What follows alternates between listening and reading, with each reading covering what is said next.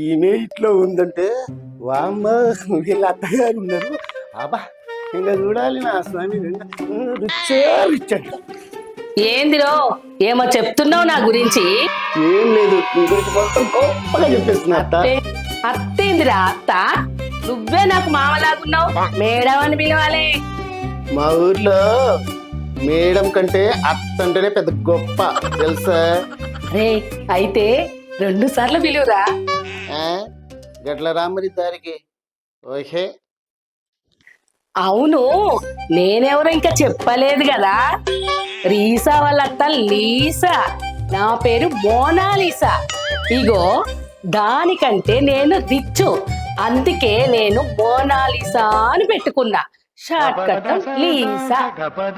మేము అసలు గొడవే పడం. నా కోడల్ని కూతురు లెక్క చూసుకుంటా.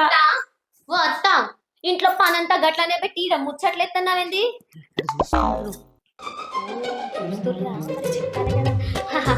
మా అత్త మా అమ్మ లెక్క.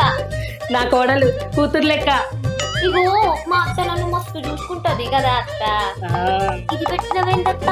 డైమండ్ పెట్టాలి గాని. ఇగో నీకు డైమండ్ పెట్టిస్తా. వడ్డానం పెట్టుకోలే, ఏదో గైస్ ఉన్నా కూడా పెట్టుకోదు. సరే గాని నీకు సమటలు వస్తున్నాయి అత్త. మామకు చెప్పి బంగారు పంక చేపిస్తా. నాకు అవును ఈడెటు పోయిండు? ఏమో వాడు పనివాడో మనం పని ఉన్నామో నాకు అర్థం కావట్లేదు. నువ్వుండు అటు సంగతి చెప్తా.